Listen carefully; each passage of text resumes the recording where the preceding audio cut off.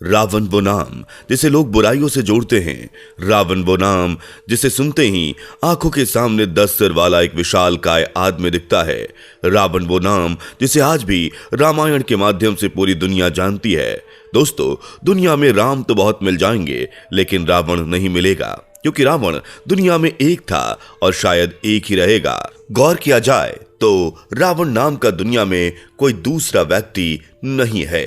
असल में युगों युगों से ही रावण की ऐसी छवि बनी हुई है कि लोग अपने बच्चों का नाम रावण रखने से ही डरते हैं। रामायण काल से ही रावण को लोग एक दुष्ट असुर के रूप में पहचानते हैं, लेकिन आपको बता दें कि असल में रावण एक कुशल राजनीतिज्ञ, सेनापति और वास्तुकला का ब्रह्म ज्ञानी होने के साथ साथ ना जाने कितने वेद पुराणों का ज्ञाता था। शायद कम ही लोग जानते होंगे कि रावण ने भगवान राम को प्रसन्न करने के लिए यज्ञ तक किया था।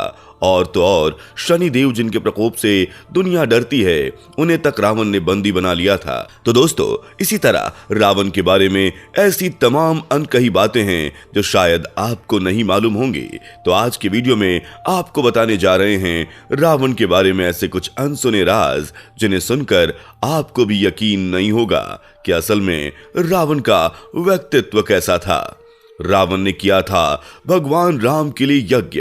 दोस्तों, अभी तक आपने टीवी पर देखा होगा या फिर रामायण में पढ़ा होगा कि लंका तक जाने के लिए राम जी की वानर सेना ने पुल का निर्माण किया था, लेकिन आपको बता दें कि इस पुल का निर्माण अकेले वानर सेना ने नहीं किया था, बल्कि इसमें रावण का भी बड़ा योगदान था। असल में भगवान राम की सेना को समुद्र पर सेतु बनाने के लिए शिव जी का आशीर्वाद चाहिए था, और इसके लिए एक यज्ञ करना था जो सिर्फ ज्ञानी ब्राह्मण ही कर सकता था, और रावण से ज्यादा ज्ञानी ब्राह्मण दुनिया में कोई नहीं था। इसके लिए राम ने रावण को यज्ञ करने का निमंत्रण भेजा।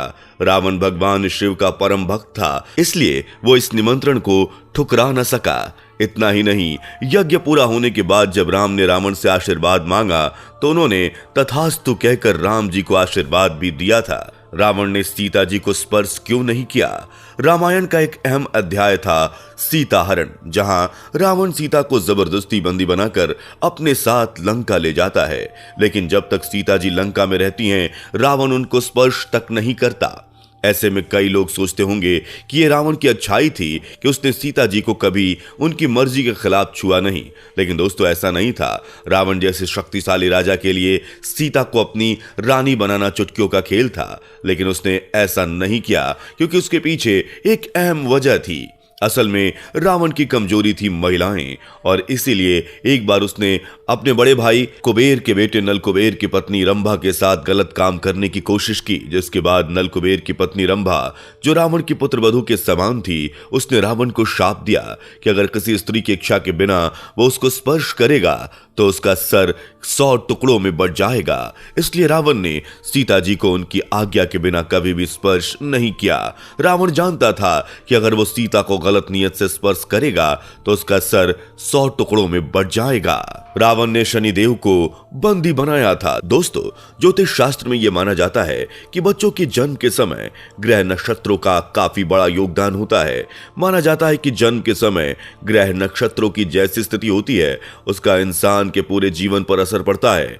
तो रावण तो खुद ही ज्योतिष शास्त्र का परम ज्ञाता था, इसलिए वो चाहता था कि उसके बेटे की लंबी उम्र हो और वो सर्वशक्तिमान हो। इसलिए जब रावण की पत्नी मंदोदरी गर्भवती हुई तो रावण ने इच्छा जताई कि उसका होने वाला बेटा ऐसे नक्षत्रों में पैदा हो जिससे वो महापराक्रमी और दीर्घायु हो। इसके लिए रावण ने सभी ग्रहों को मेघनाथ के जन्म के समय शुभ और सर्वश्रेष्ठ स्थिति में रहने का आदेश दिया।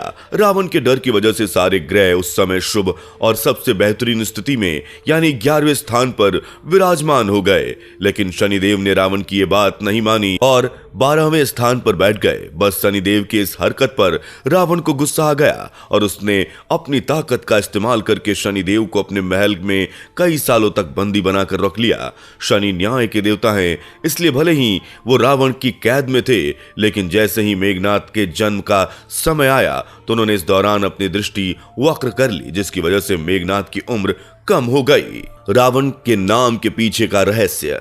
रावण को शिवजी का सबसे बड़ा भक्त बताया जाता है और कहते हैं कि शिवजी ने ही उन्हें रावण नाम दिया। वैसे सभी को यह पता है कि रावण के एक नहीं बल्कि अनेक नाम हैं। जैसे कोई उसे दशानन कहता है, तो कोई लंकेश, तो कोई लंकापति, तो कोई दशक्रिया, तो कोई दशानन। लेकिन रावण को रावण नाम कैसे मिला, इसके पीछे पुराणों में एक कहानी छुपी हुई है, जिसके मुताबिक रावण को रावण नाम भगवान शिव ने दिया था। इस कहानी के अनुसार जन्म के समय रावण का नाम दशानन था, लेकिन जब रावण लंका का राजा बना और लंका पर राज करना शुरू किया तो उस समय रावण अपने आराध्य और परम परमेश्वर शिवजी से मिलने कैलाश पर्वत पर चला गया। जिस समय रावण भगवान शिव के पास पहुंचा, वो उस समय ध्यान मग्न थे। ऐसे में जब रावण भगवान शिव से मिलने जा रहे थे तो उन्हें भगवान शिव के गण नंदी ने शिवजी से मिलने से रोक दिया, जिसकी वजह से गुस्से में रावण ने पहले तो नंदी का अपमान किया और उसके बाद पूरे कैलाश पर्वत को ही उठा लिया। ऐसा करने से भगवान शिव का ध्यान भंग हो गया और उन्हें इतना गुस्सा आया कि क्रोध में उन्होंने अपने पैर कैलाश पर्वत पर रख दिया। भगवान शिव के ऐसा करने से रावण के दोनों हाथों की उंगलियां कैलाश पर्वत के नीचे दब गईं। पर्वत के नीचे उंगली दबने की वजह से रावण को इतना दर्द हुआ कि वो जोर जोर से चीखने लगा और रावण की इस भयंकर चीख से पूरी दुनिया हिल गई। अब रावण को अपनी भूल का एहसास हुआ और उसने शिवजी को प्रसन्न करने के लिए तांडव करना शुरू किया था। अपने दर्द को भूलकर जिस तरह रावण शिवजी को प्रसन्न करने की कोशिश कर रहा था, उसे देखकर शिवजी का हृदय पिघल गया। शिवजी तो वैसे भी काफी ज्यादा भोले हैं, जो अपने भक्तों की भक्ति से फौरन प्रसन्न हो जाते हैं और उनकी सभी मनोकामनाएं भी पूरी कर देते हैं। ऐसा ही कुछ रावण के साथ हुआ। भगवान शिव ने रावण की भक्ति से प्रसन्न होकर जहां उसी समय रावण को अपना परम भक्त बना लिया, तो वहीं इसका नामकरण भी कर दिया। जी हां, इसी समय शिवजी ने रावण को रावण नाम दे दिया, जिसका मतलब होता है जोर से चिल्लाने वाला इंसान। रावण को था संगीत से प्रेम। दोस्तों, रावण महाज्ञानी, महाप्रतापी, महाशक्तिशाली होने के साथ साथ काफी सारी कलाओं में निपुण था, जिसमें एक कला थी संगीत। जहां रावण को संगीत में काफी ज्यादा रुचि थी। रावण को बीड़ा बजाने का बेहद शौक था और इसे बजाने में उसे महारत हासिल थी। इतना ही नहीं, अगर आपने रामायण ध्यान से देखी होगी और रावण के रथ पर लगे झंडे पर गौर किया होगा तो आपको पता चल गया होगा कि रावण की सेना के झंडे पर वीणा का निशान बना हुआ था। इसके अलावा रावण के वीणा बजाते हुए कई सारे चित्र भी आपको नजर आ जाएंगे। पुराणों में भी माना गया है कि रावण को संगीत का काफी ज्यादा शौक था और वो काफी अच्छी वीणा बजाता था। माना जाता है कि जिस समय रावण वीणा बजाता था उस समय देवता भी खुशी के मारे झूम उठते थे और रावण का संगीत सुनने के लिए स्वर्ग से नीचे धरती पर आ जाते थे और रावण पर फूलों की वर्षा करते थे। इतना ही नहीं, कहा तो यह भी जाता है कि शिवजी का परम भक्त रावण उन्हें प्रसन्न करने के लिए रोजाना वीणा बजाया करता था। शिवजी के प्रति रावण की भक्ति दिखाने का यह अनोखा तरीका था। असल में रावण को अच्छी तरह से पता था कि संगीत और ईश्वर का काफी गहरा नाता है। जो संगीत के नजदीक होता है वो ईश्वर के भी नजदीक होता है। इसलिए रावण जब शिवजी की आराधना करता था तो भक्ति में लीन होकर वीणा बजाने लगता था, जिससे उसके वीणा के सुर भगवान शिव तक पहुंच जाएं और वो शिवजी को प्रसन्न कर सके। रावण की पूजा। दोस्तों, रावण भले ही प्रखंड ज्ञानी था, शिवजी का परम भक्त था और अति बलशाली था, लेकिन इन सब के बाद भी हिंदू धर्म में रावण की छवि एक दुष्ट और पापी राजा के रूप में अब तक विद्यमान है। दशहरा भी तो बुराई पर अच्छाई के विजय के लिए ही मनाई जाती है। इस दिन रावण के पुतले का दहन इसलिए किया जाता है जिससे दुनिया से बुराई का अंत हो सके। असल में रावण में अहंकार कूट कूट कर भरा हुआ था और इसी अहंकार की वजह से रावण का पूरा साम्राज्य ध्वस्त हो गया। पौराणिक कथाओं में इस बात का उल्लेख मिलता है कि अगर रावण के अंदर अहंकार खत्म हो जाता तो उससे ज्यादा ज्ञानी और ताकतवर पुरुष कोई नहीं था। शायद आपको पता नहीं होगा कि जैन धर्म में भी रावण का जिक्र किया गया है और उसकी काफी सारी विशेषताओं का उल्लेख भी किया गया है। जैन धर्म के मुताबिक आने वाले समय में भगवान महावीर के जैसे रावण को भी भगवान मानकर पूजा जाएगा।